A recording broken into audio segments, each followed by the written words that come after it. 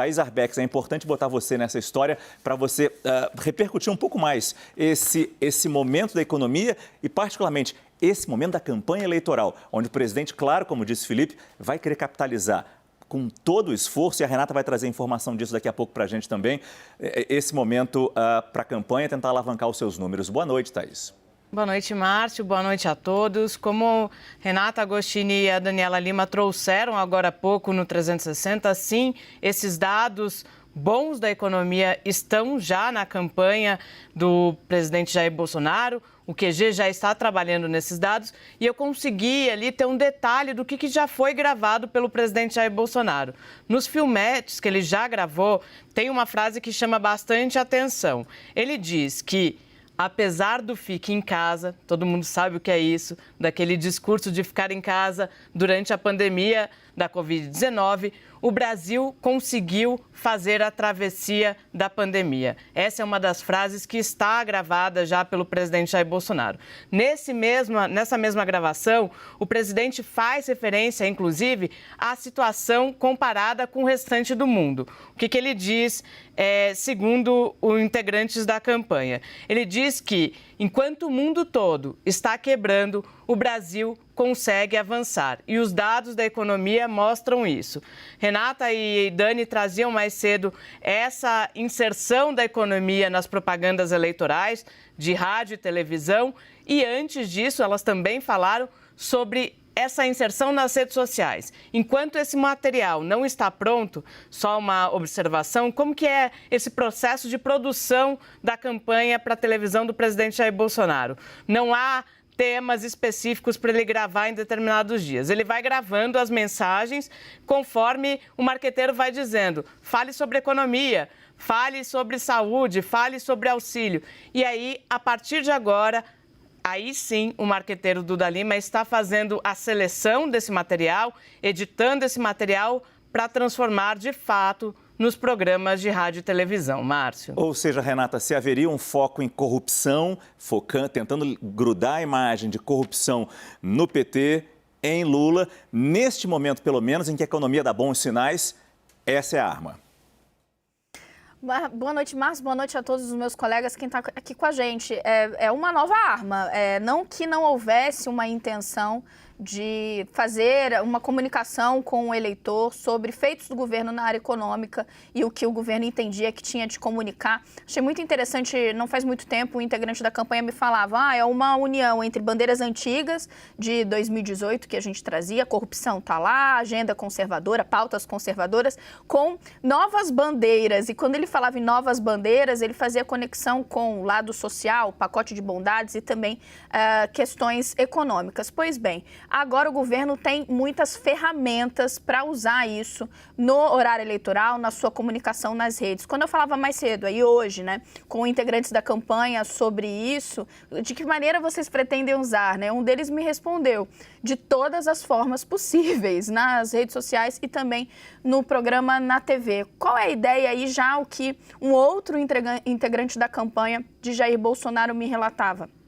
A ideia aqui não é apenas expor esse cardápio de boas notícias, como eles elencam, mas trazer também para o eleitor o fato de que muita gente errou na previsão. As projeções foram sendo revistas, elas foram sendo modificadas e aos poucos se alinhando ao que o governo falava.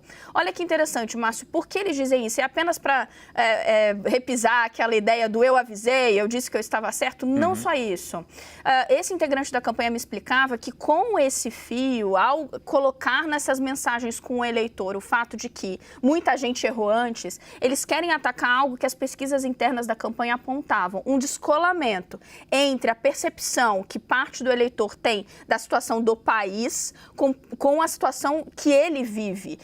A campanha percebeu que essa percepção geral ela é pior, muitas vezes. E por que há esse descolamento no entendimento de parte da campanha? Porque essas projeções não estavam condizentes com a realidade. Então, espremendo, o que a campanha está querendo dizer? A gente quer mostrar para as pessoas que elas só não entendem que o país está melhor porque a visão estava nublada por essas projeções direções equivocadas. Então, veja como eles estão já elaborando a forma de empacotar essa série de boas notícias que aí, Márcio, está sendo comemorada. Assim, campanha não é só campanha que está soltando rojão, não. O governo tá. Hoje eu falei com o ministro da Economia, o Paulo Guedes, com o ministro de Minas e Energia, Adolfo Saxida, e todos eles batendo muito um bumbo, não só nos alertas que eles já vinham dando de que a economia estava melhor do que se colocava pelo mercado, pelos analistas, mas apontando para frente, de que eles entendem que no ano que vem vai ser melhor do que se está projetando nesse momento. Mas o interessante também é que nessa mesma mensagem, Brasil crescendo acima das expectativas, superando países do G7, desemprego caindo, investimentos em alta, ele também coloca violência em queda. Quer dizer, ele quer fazer um apanhadão mesmo, né, Alexandre? De boas notícias para, nessa reta final, quando faltam 30 dias, 12 horas e 56 minutos para a realização do primeiro turno, tentar garantir uma vaga no segundo turno ou dificultar o máximo que ele puder uma vitória em primeiro turno de Lula. É isso, Márcio. Boa noite para você, boa noite a todos os colegas. O que está acontecendo é o seguinte, você realmente tem números aí para mostrar, só que é bom lembrar também que a macroeconomia, que mede o PIB, faz um grande apanhado de todos os números de produção industrial do país, mas isso não significa que a vida de cada brasileiro esteja melhorando ou, especificamente, onde o presidente Bolsonaro precisa ganhar votos, que é entre os mais pobres, os que estão sentindo diretamente a inflação dos alimentos, da cesta básica, os que têm os maiores problemas e dificuldades nesse quadro econômico atual. Então não há dúvida, por exemplo, quando o presidente tira impostos do whey protein, do jet ski, enfim, desses itens, ele vai agradar, por exemplo, um segmento específico da classe média. Mas você tem uma parte enorme da população que não consome whey protein, não consome jet ski e etc. Ou também não está tão impactado por uma redução artificial, podemos dizer, do preço dos combustíveis. Então, em primeiro lugar, a propaganda pode bater bumbo quanto quiser, mas realmente a experiência de cada consumidor, pegando um pouco da carona do que a Renata falou, é que fala mais alto. O consumidor vai olhar a propaganda e vai falar, bom, esse país aí da propaganda pode ser bom para os outros, mas eu vou avaliar a minha situação e se eu melhorei ou não melhorei. É o que a gente até mostrou ontem. Porque é exatamente isso. Assim, o governo está com a narrativa de que a economia está bombando. E, efetivamente, nós tivemos, né, um mini boom dos serviços no segundo trimestre. É só a gente olhar os dados, eles estão ali, teve um forte crescimento do consumo das famílias, dos serviços. Só que famílias tiveram esse aumento de consumo? O que aconteceu com o Brasil e no mundo todo nesse pós-pandemia? As famílias mais ricas, as famílias de classe média alta, de classe alta, que conseguiram manter seus empregos, acumularam uma poupança. Elas deixaram de viajar, elas deixaram de ir no restaurante, de ir em bares e acumularam esse dinheiro. E agora que a pandemia, entre aspas, passou, graças à vacina, o pessoal voltou a consumir. Isso não está chegando com toda a força na classe mais pobre. Está chegando, sim, em alguma medida, porque a gente vê uma forte recuperação do emprego. Quando você vai num hotel, você viaja, você está gerando empregos naquele hotel. Então, sim, isso está chegando para a classe mais pobre, mas esse bem-estar não está chegando tão forte neles. E essa classe também mais baixa, que é onde a vantagem do Lula é maior, é a mais impactada pela inflação. A inflação é sempre dura com os mais pobres. Porque, por exemplo, essa pessoa nem sempre tem carro para se beneficiar da gasolina que baixa, mas no supermercado as coisas continuam caras. Alguns produtos baixaram, mas outros continuam caros. Essa é a percepção que essa pessoa mais pobre não tem dessa melhora. O alimento tem um peso muito grande na cesta de consumo dessa pessoa mais pobre. Os combustíveis também têm um impacto, mas aí mais o gás de cozinha, de repente o combustível ali da moto, mas os combustíveis já vão pegar ali a pessoa que ganha mais acima de 2 salários. E a grande vantagem do ex-presidente Lula está na faixa até 2 salários mínimos, que é a grande maioria do eleitor.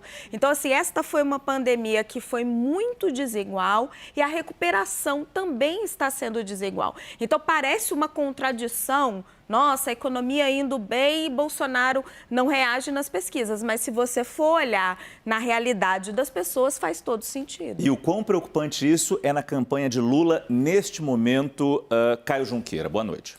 Boa noite, Márcio. Boa noite a todos. Essa campanha, Márcio, ela tem um polo positivo e um polo negativo. Vamos dizer que tem um foco em campanha positiva e um foco em campanha negativa. As duas campanhas, a do Lula e a do Bolsonaro, já vou te responder, só fazendo um preâmbulo. Claro.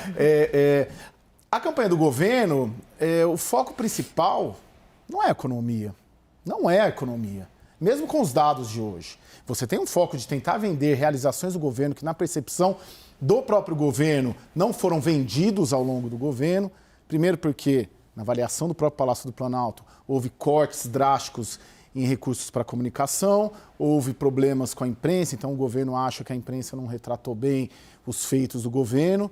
Então, esse é um foco. Então, eles vão aproveitar a campanha para vender São Francisco, transposição do São Francisco, Auxílio Brasil, por aí vai. Essa é a campanha, a agenda positiva. Mas a grande estratégia hoje, que eu percebo, que eu noto da campanha do presidente Jair Bolsonaro, é corrupção e é costume. É aí que ele acha que vai virar. Óbvio que essa outra questão tem um foco também, mas o grande foco é a corrupção. Tanto que a gente trouxe essa apuração, acho que já está no site, é uma apuração meio minha, junto com a Daniela. A campanha do presidente Jair Bolsonaro está preparando nas redes sociais um arsenal contra o Lula para tratar de Lava Jato, Petrobras, quebra do PT na era Dilma e por aí vai. Essa informação eu levantei hoje no QG da campanha do Bolsonaro. Hoje, num dia em que o governo, como a Thaís e a Renata dizem, comemora esses índices que considero positivos e de fato são positivos. Mas é o que deixa claro uma agilidade da campanha. Mesmo focando num tema, corrupção contra o meu inimigo, eu consigo ver um benefício que, por menor que seja, ou por mais localizado, ou que nem todos sintam, eu preciso bater bumbo nisso aqui. Sim, senão você fica só com uma campanha negativa sem apresentar nada positivo. Mas para te responder, do lado do Lula, e aí também é uma apuração que cruza a minha com a Daniela, eles estão querendo trazer já a questão da corrupção em razão da reportagem aí do portal do UOL, dos imóveis do presidente Jair Bolsonaro e da família Bolsonaro. Eles já estão debatendo isso. Essa passa a ser a preocupação. Então você vê que, e dizendo que com cuidado para a economia não sair do foco. Então o que eu sinto na campanha do Lula é que não há uma grande preocupação em relação a temas econômicos. Primeiro porque há o legado da era Lula, que saiu com 89% de ótimo e bom do governo, em razão da economia. Então, eles não ficam tão preocupados com isso. E há um Brasil real, de fato, diferente de Brasília, diferente do que as fontes oficiais vendem. Há um Brasil que incomoda no bolso, como a Raquel falou. Então, acho que essa é uma questão. E tanto que, na campanha do Lula, eu sinto uma preocupação maior com a campanha negativa que o Bolsonaro está querendo fazer no que se refere à corrupção. E eles estão fazendo esse debate com duas preocupações, só para terminar. Primeiro, o tom e o teor, e o formato, porque eles não querem também entrar numa campanha negativa e não querem que o Lula seja agressivo com o Bolsonaro, porque nas qualitativas internas do PT, pelo que me disseram, a eleitora, o eleitorado feminino se incomoda e foge do Bolsonaro justamente pela agressividade. Então você precisa saber dosar muito bem tudo isso. O Caio traz pontos interessantes para voltar até com você depois, Raquel. Lembrando a pesquisa que o Renato Meirelles e o Yuri trouxeram ali na comparação entre governo Lula e governo Bolsonaro, com uma pessoa que, mesmo dizendo que o governo Bolsonaro é bom, vota no Lula porque faz a comparação, eu queria depois pegar com você essa comparação. O quanto efetivamente era melhor a vida das pessoas, especialmente os mais pobres, durante o governo Lula e durante esses 4 anos de governo Bolsonaro. O quanto foi feito para tentar melhorar isso, mas o quanto a pandemia, a guerra na Ucrânia e todos os problemas impediram esse crescimento.